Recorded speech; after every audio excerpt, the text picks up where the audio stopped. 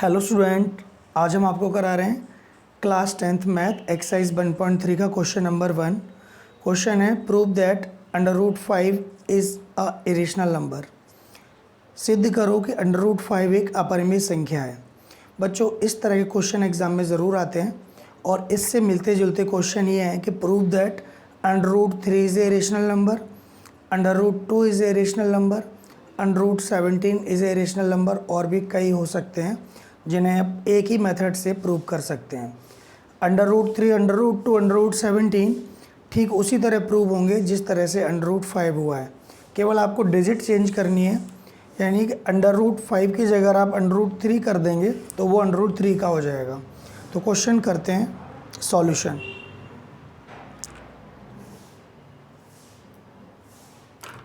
ठीक है, तो बच्चों इसको हम करेंगे प्रूव बाय कॉन्ट्रडिक्शन मेथड से। प्रूव बाय कॉन्ट्रडिक्शन मेथड से इस मेथड में जो चीज़ हमें प्रूव करनी है उसके हम उल्टा मान लेते हैं। तो इसमें हमको ये सॉल्यूशन है, let √5 is a rational number. ये मान लिया कि √5 एक परिमेय संख्या है, यानी कि एक रेशनल नंबर है। हमें प्रूव करना था इरेशनल नंबर, लेकिन रेशनल मान लिया क्योंकि हम कर रहे हैं प्रूव बाय कॉन्ट्रडिक्शन मेथड, यानी विरोधाभास विधि द्वारा। ठीक है, विरोधाभास विधि हिंदी में बोलते हैं, और प्रूव बाय कॉन्ट्रडिक्शन, कॉन्ट्रडिक्शन का मतलब विरोधी होता है।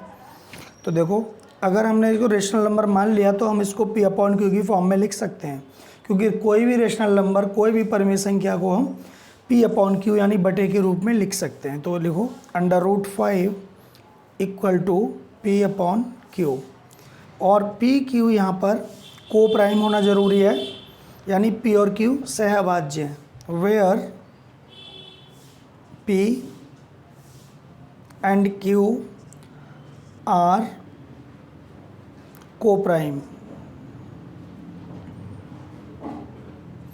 को प्राइम को हिंदी में कहते हैं बच्चों सह अभाज्य, यानी को प्राइम वो डिजिट होती हैं जिनमें कोई कॉमन फैक्टर नहीं होता आपस में, जैसे 3 और 4। समझ में आया? अगर आप 3 के फैक्टर करोगे 3 × 1 और 4 का करोगे 2 × 2 × 1, यानी कि प्राइम फैक्टर कर दो, तो इसमें 1 के अलावा कोई कॉमन फैक्टर नहीं है। अगर 1 के अलावा कोई कॉमन फैक्टर नहीं होता है, 1 तो होगा ही होगा, तो ऐसी डिजिट जो है को प्राइम कहलाती है। सपोज़ कर लीजिए कि मैं 4 लिख रहा हूँ और 6 लिख रहा हूँ, तो 4 के फैक्टर हो गए 2 × 2 × 1, और 6 के हो गए 2 × 3 × 1। तो इसमें 1 के अलावा 2 भी कॉमन निकल आया, तो ये को प्राइम नहीं है, ये को प्राइम है। ठीक है, तो सपोज कर लीजिए को प्राइम नंबर हैं P और Q। Squaring on both side, दोनों तरफ का हम स्क्वायर करेंगे।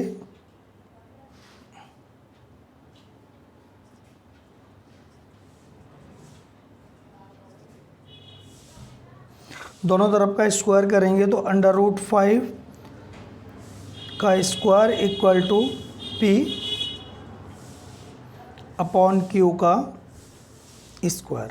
और हाँ, एक बात और है, where P and Q are coprime. Coprime तो होना ही चाहिए, और ये Q 0 नहीं होना चाहिए, एंड Q इज़ नॉट 0। ठीक है, तो ये चीज़ों का याद रखना। स्क्वायरिंग ऑन बोथ साइड, दोनों तरफ का स्क्वायर कर दिया। स्क्वायर से रूट कैंसिल हो जाता है, आपको पता है, इसलिए 5 हो जाएगा। यानी कि अगर हम √5 को दो जगह खोलेंगे तो √5 × √5 √25, 25 का स्क्वायर √5, या ऐसे समझ सकते हैं कि 5 से ये रूट से स्क्वायर कैंसिल हो जाता है, तो 5 = P²/Q²। ये हो गया। क्रॉस मल्टीप्लाई कर दो, इसके नीचे 1 लगा दो, क्रॉस मल्टीप्लाई 5 Q² = P²। इसको नंबर 1 दे दो, या फिर आप इसको ऐसे भी लिख सकते हो Q² = P²/5। देखो यहाँ पर P² 5 से डिविजिबल है, इसलिए P भी 5 से डिविजिबल हो जाएगा। तो ये थ्योरम है क्लास 10th की कि अगर किसी डिजिट का स्क्वायर 10 से किसी डिजिट का स्क्वायर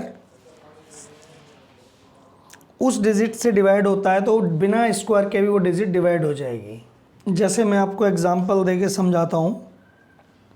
पहले आप लिख लीजिए यहाँ पे कि P square is divisible by 5, therefore P is divisible by 5। अब मान लो मैं यहाँ पे जो भी दिक्कत होगी यहाँ क्लियर करूँगा कि पी स्क्वायर यानी 7 का स्क्वायर अगर 7 से डिवाइड है, 7 का स्क्वायर क्या होता है 49, 49 डिवाइड हो जाएगा 7 से, तो बिना स्क्वायर के भी यानी 7 भी 7 से डिवाइड हो जाएगा, ये मैं कह रहा हूँ। ठीक है, और भी ले लो। 11 का स्क्वायर 11 से डिवाइड है, क्यों 11 11 डिवाइड हो गया, ये 2 बार खोल दिया तो 11 भी 11 से डिवाइड होगा। ठीक है, किसी डिजिट का स्क्वायर अगर डिवाइड है उस डिजिट से तो बिना स्क्वायर के ही वो डिजिट डिवाइड होगी। यानी एक थ्योरम है ये 10th क्लास में। और मान लीजिए p एक अभाज्य संख्या है, p एक प्राइम नंबर है, यदि p a स्क्वायर को डिवाइड करती है तो p a को भी डिवाइड करेगी। समझ में आया? ये है। तो यहाँ पर इसलिए p square is divisible by 5, तो p भी 5 से डिवाइड हो गई, तो इसलिए हम p 5 से डिवाइड हो गई। ठीक है, अब आप मान लिया आपने कि p equal to 5c divide है, तो c टाइम 5 टाइम डिवाइड है, कोई और नंबर बचेगा ही बचेगा। तो where c is an integer. ठीक है, तो अब आप इसका स्क्वायर कर दो, इसका भी SQUARING, squaring on both side, यानी दोनों तरफ का स्क्वायर करने पर।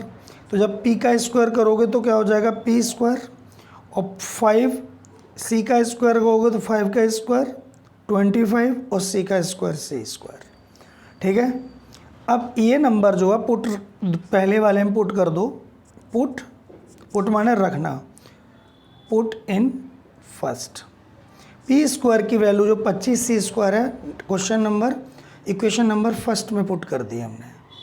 ठीक है ना, तो पी स्क्वायर की जगह हमें क्या रखना है 25c स्क्वायर, पी स्क्वायर की जगह 25c स्क्वायर, तो हो जाएगा 5q square equal to 25c square. तो 5 से डिवाइड कर दो इसको, 5 से कट जाएगा दोनों तरफ, डिवाइड बाई 5। जब आप 5 से डिवाइड करोगे तो क्या हो जाएगा q स्क्वायर इक्वल टू 5 पंजे 25, 5c स्क्वायर, ये आ गया। ठीक, तो आप इसको लिख सकते हो c square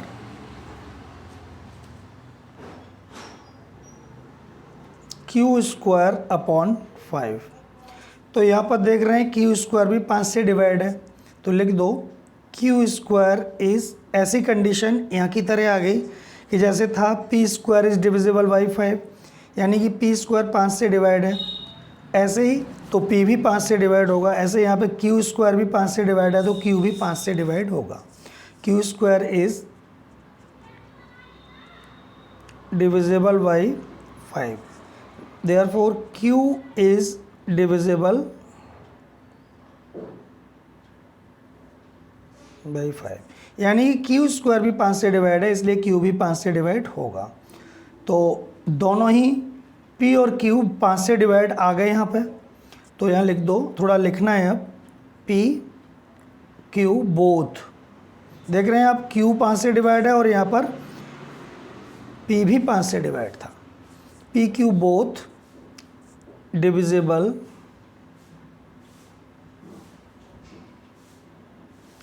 by 5, hence PQ have a common factor 5 this, यानी कि हमने यह माना था P और Q में कोई भी कॉमन फैक्टर नहीं है। P और Q को प्राइम है, यानी कि कोई भी कॉमन फैक्टर नहीं है। पर यहाँ पे ये बात आखिर निकली है कि P और Q में कम से कम 5 एक कॉमन फैक्टर है। तो जो बात हमने मानी थी वो गलत सिद्ध हो गई, इसलिए √5 एक रेशनल नंबर नहीं है, यानी कि एक इरेशनल नंबर है। तो हैंस अब हम इसको लिखेंगे, hence PQ have a common factor 5। This contradict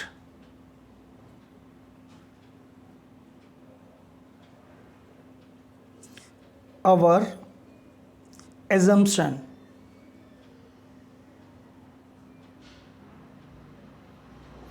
assumption means कल्पना। जो हमने कल्पना की थी कि P और Q को प्राइम है, पर वो नहीं निकले को प्राइम, दैट दे आर को prime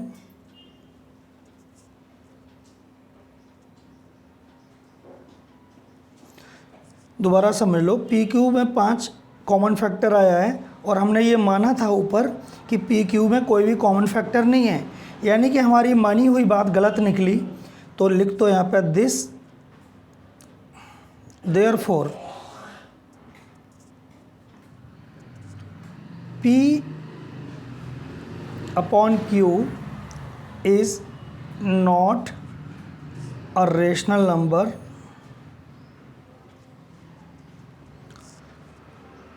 therefore √5 is a rational number।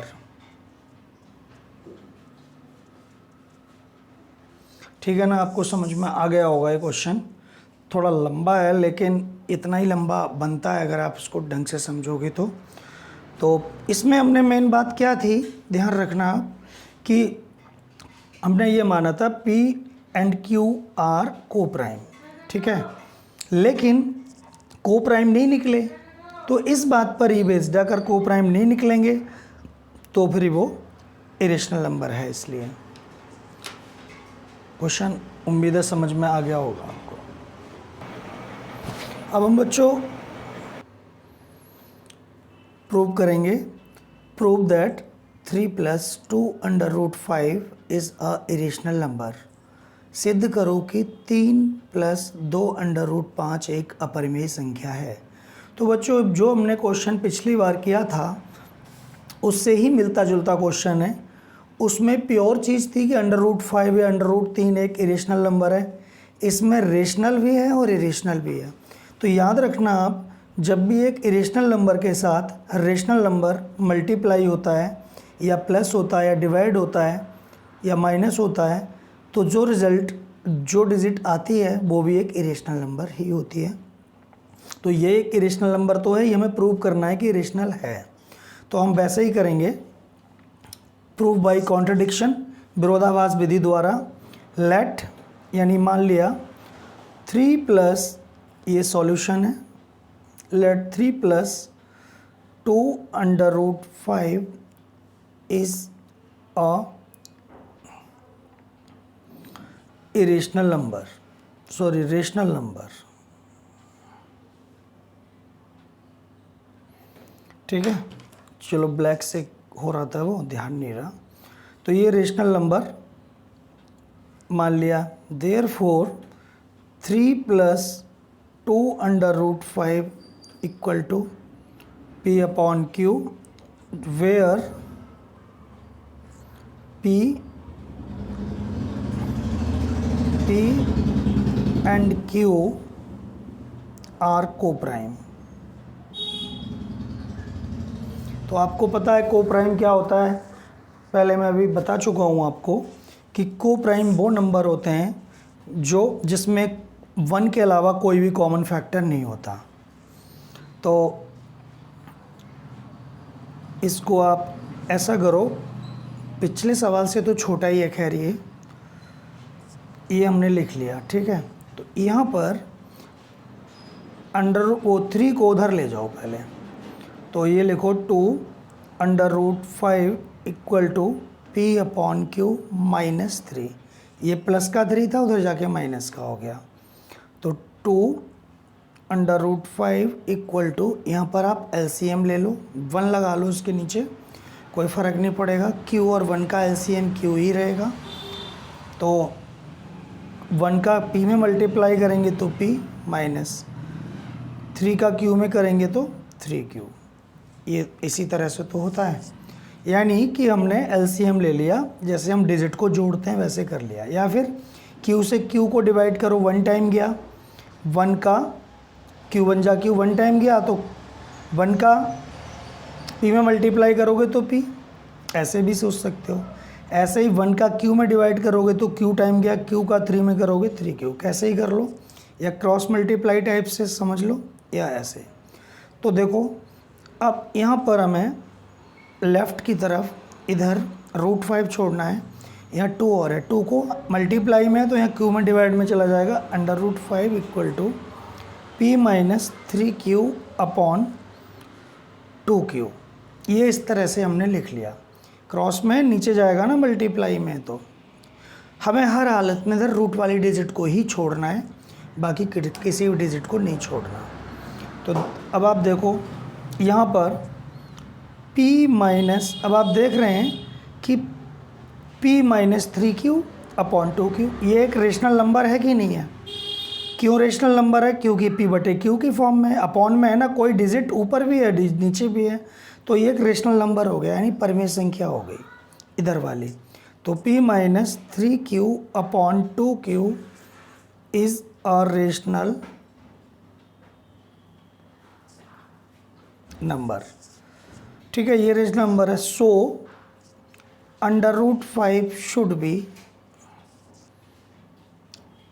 Must भी होना चाहिए, शुड चाहे कुछ भी लिख दो, और रेशनल। कहने का मतलब ये है कि ये रेशनल नंबर है और ये इसके इक्वल है, तो ये भी एक रेशनल नंबर होना चाहिए, बात ठीक। पर हम ये बात जानते हैं कि अंडर√5 एक रेशनल नंबर नहीं है, ये तो इरेशनल नंबर है, और आपको पता है कि एक इरेशनल नंबर रेशनल नंबर के बराबर नहीं हो सकता, ठीक है ना। तो आपको लिखना है but this contradict the fact that, but this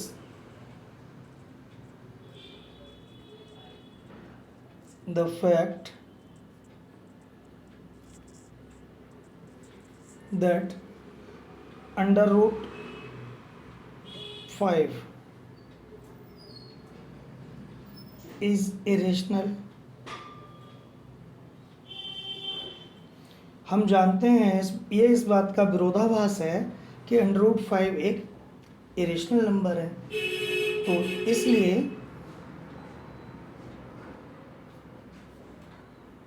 3 + 2 अंडर√5 भी एक इरेशनल नंबर होगा।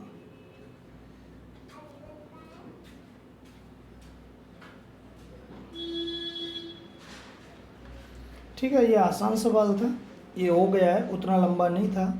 इसमें हमने पहले ऐसे लिख लिया था, फिर हमने इस साइड 3 को उधर भेज दिया, LCM ले लिया। अब 2√5 है तो 2 मल्टीप्लाई में √5 के, तो इसलिए डिवाइड में जाएगा, तो इधर अंडर√5 रह गया।